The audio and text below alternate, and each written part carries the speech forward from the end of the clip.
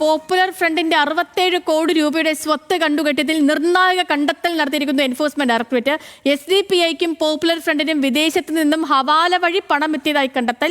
ഈ പണം കൊലപാതകങ്ങൾക്കും മറ്റും ദേശവിരുദ്ധ പ്രവർത്തനങ്ങൾക്കായി ഉപയോഗിച്ചുവെന്നും ED പറയുന്നു. സഹീൻ ആന്റണി വിവരങ്ങൾ വായിച്ചിരുന്നുണ്ട്. സഹീൻ, ED കണ്ടെത്തൽ ഗുരുതരമാണ്. തീർച്ചയായിട്ടും ചെയ്തു. അതായത് ഇന്നലെയാണ് 67 കോടി രൂപയുടെ സ്വത്ത് SDPIയുടെ എൻഫോഴ്സ്മെന്റ് ഡയറക്ടറേറ്റ് കണ്ടുകെട്ടിയത്. സംസ്ഥാനത്ത് ആകമാനമുള്ള വിവിധ ട്രസ്റ്റുകളിൽ നിന്നായിരുന്നു ഈ 67 കോടി രൂപയുടെ സ്വത്ത് കണ്ടുകെട്ടിയത്. 131 കോടി രൂപയുടെ സ്വത്താണ് ആകമാനം പോപ്പുലർ ഫ്രണ്ടിന്റെയും ഒപ്പം തന്നെ SDPIയുടെയുമായി എൻഫോഴ്സ്മെന്റ് ഡയറക്ടറേറ്റ് വിലയിരുത്തുന്നത്. അതിൽ തന്നെ 129 കോടി രൂപയുടെ സ്വത്ത് ഇതിനോടകം തന്നെ കണ്ടുകെട്ടി കഴിഞ്ഞിരിക്കുന്നു.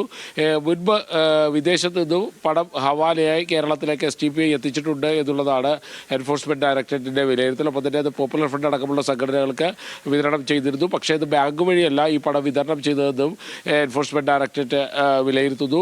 ഇത് കൊലപാതകങ്ങൾക്കും മറ്റ് ദേശവിരുദ്ധ പ്രവർത്തനങ്ങൾക്കുമായി ഈ പണം ഉപയോഗിച്ചു എന്നുള്ളതാണ് എൻഫോഴ്സ്മെന്റ് ഡയറക്ടറേറ്റിന്റെ കണ്ടെത്തൽ. ഏതായാലും നേരത്തെ SDPIയുടെയും ഒപ്പം തന്നെ പോപ്പുലർ ഫ്രണ്ടിന്റെയും എല്ലാം നേതാക്കൾ ഇപ്പോഴും ജയിലിലാണ്. ഈ ഘട്ടത്തിലാണ് എൻഫോഴ്സ്മെന്റ് ഡയറക്ടറേറ്റ് അവരുടെ സ്വത്ത് ആകമാനം കണ്ടുകെട്ടാൻ തീരുമാനിച്ചതും ആ നടപടികളിലേക്ക് കടന്നിരിക്കുന്നതും. കൂടുതൽ സ്വത്ത് കണ്ടുകെട്ടാനുള്ള സാധ്യത ഇനിയും തള്ളിക്കളയാൻ കഴിയുകയില്ല. സേതു.